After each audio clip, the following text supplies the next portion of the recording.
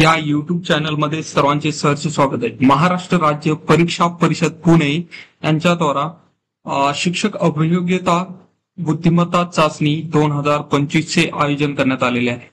तर आपण डिटेल्स बघूया। आयोजन करण्यात आलेले आहे, कधीपासून आपण फॉर्म ऑनलाईन अर्ज सादर करण्यासाठी वेब लिंक इथं दिलेली आहे।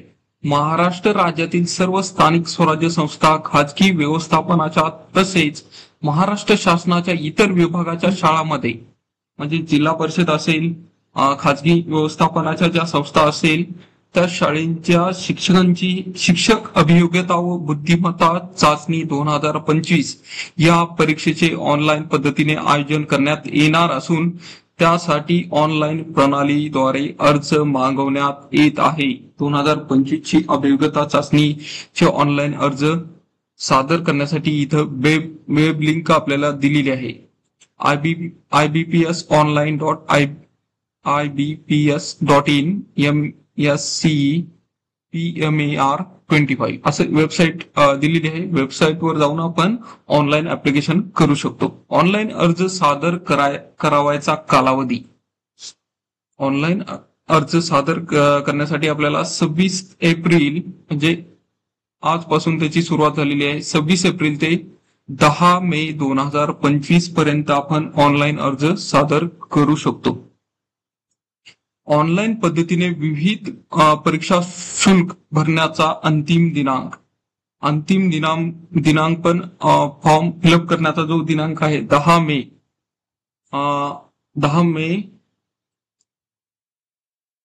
पर्यंत आपल्याला संध्याकाळी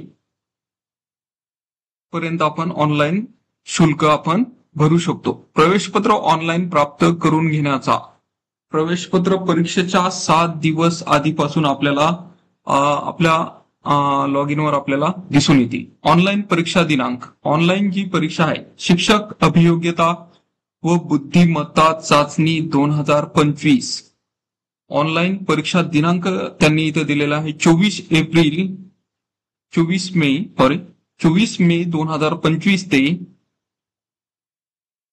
5 जून 2025 या कालावधीमध्ये उमेदवाराच्या संख्येनुसार व भौतिक सुविधेनुसार यामध्ये बदल झाल्यास परिषदेच्या संकेतस्थळावर कळवण्यात येईल।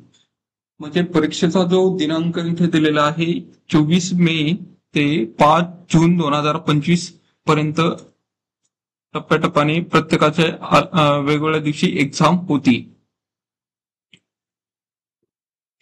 सन 2018 व 2019च्या टीईटी गैरप्रकारात समाविष्ट असलेल्या उमेदवारांची यादी इथे स्पष्ट उल्लेख केलेला आहे। जे टीईटी गैरप्रकारात जे समाविष्ट उमेदवार आहेत त्यांची यादी www.mscpune.in या संकेतस्थळावर प्रसिद्ध करण्यात आलेली आहे। 2018 व 2019 गैरप्रकारामध्ये समाविष्ट उमेदवाराची संपादन रद्द करणे सगळे डिटेल्स इथे दिलेले आहे। म्हणजे त्यांना कोणताही फॉर्म भरता येत नाही। गैरप्रकारातील जे उमेदवार आहेत 2018-19 त्यांना कोणताही ऑनलाईन ऍप्लिकेशन सादर करू शकत नाहीत। उपलब्ध पदसंख्या, राज्यातील शिक्षण सेवकांच्या शिक्षकांच्या रिक्त पदांची माहिती, विषय प्रवर्ग, माध्यम व बिंदू नामावलीनुसार पवित्र portal visible all teacher requirement या संगणकीय प्रणालीद्वारे प्रसिद्ध करण्यात येईल। म्हणजे शिक्षण सेवकाच्या ज्या रिक्त जागा आहेत पवित्र पोर्टलवर आपल्याला दिसून येतील। परीक्षेचे माध्यम व अभ्यासक्रम, परीक्षेचे माध्यम मराठी, इंग्रजी व उर्दू असेल। परीक्षेचे माध्यम आपण मराठीमध्ये इंग्रजी आणि उर्दू असेल। भाषिक क्षमता मराठी, भाषिक क्षमता इंग्रजी या प्रश्न वगळता इतर सर्व प्रश्न द्विभाषिक असतील। त्यामुळे परीक्षार्थींनी इंग्रजी मराठी अथवा इंग्रजी मराठी अथवा इंग्रजी उर्दू यापैकी एक माध्यम ऑनलाईन अर्ज भरतेवेळी निवडणे आवश्यक आहे। म्हणजे जे उमेदवार मराठी मीडियमचे असतील त्यांना इंग्रजी मराठी हे माध्यम निवडावं लागेल। जे उर्दू असतील त्यांना इंग्रजी उर्दू यापैकी एक माध्यम त्यांना निवडणे गरजेचे आहे। प्रश्नांचे भाषांतर किंवा अर्थाबाबत काही संदिग्धता असल्यास इंग्रजी माध्यमातील प्रश्न अंतिम समजले जातील. आता काही इंग्रजी माध्यम असेल, इंग्रजी उर्दू आणि इंग्रजी माध्यमातून क्वेश्चन काही असतील आणि उर्दू मध्ये असतील ट्रान्सलेट, तर अंतिम जे हे तर इंग्रजी माध्यमातील प्रश्न अंतिम समजले जातील. काही चुकीचं वगैरे काय असलं तर इंग्रजी माध्यमातील प्रश्नाला महत्व त्यांनी दिलेलं आहे. शालेय शिक्षण व क्रीडा विभागाचा शासन निर्णय वगैरे दिलेला आहे त्यांनी. अभ्यासक्रम, सदर परीक्षा एकूण 200 गुणांची राहील. परीक्षेसाठी निवडलेल्या पुढील प्रमाणे 2 घटक राहतील. 200 गुणांची अभियोग्यता चाचणी होणार आहे 2025. अभियोग्यता साठी त्यांनी 60% प्रमाण दिलेले आहे. म्हणजे 120 गुण, 120 प्रश्न अभियोग्यतासाठी येणार आहे. बुद्धिमत्तासाठी त्यांनी 40% वेटेज दिलेलं आहे. तर 80 गुण आणि 80 प्रश्न एकूण येणार आहे. एकूण 200 गुणांची अभियोग्यता, शिक्षक अभियोग्यता व बुद्धिमत्ता चाचणी 2025 होणार आहे.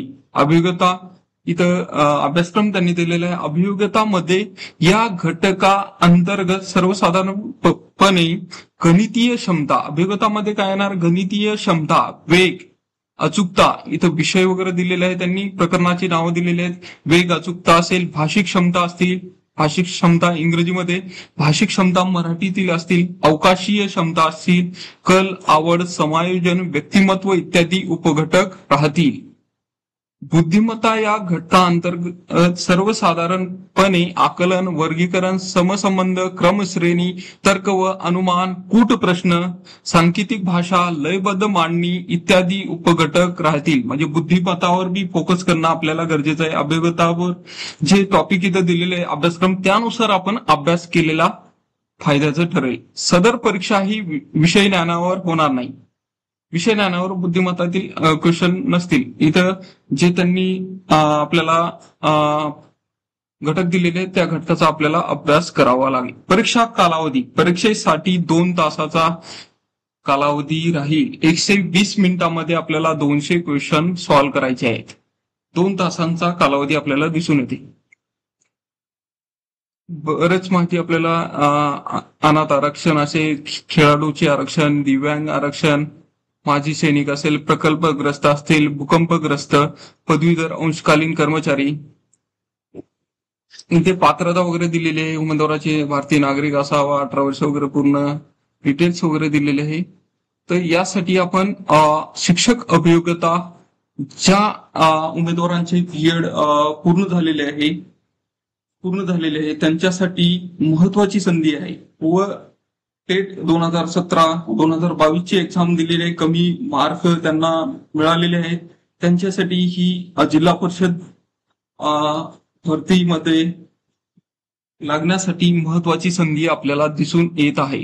तर सर्व उमेदवारांना, विद्यार्थ्यांना, शिक्षक उमेदवारांना माहिती समजली असेल तर अशाच नवनवीन अपडेटसाठी PhD लाईफ विथ गणेश या युट्यूब चॅनलला फॉलो करा, सबस्क्राईब करा, बेल आयकॉनला क्लिक करा. धन्यवाद.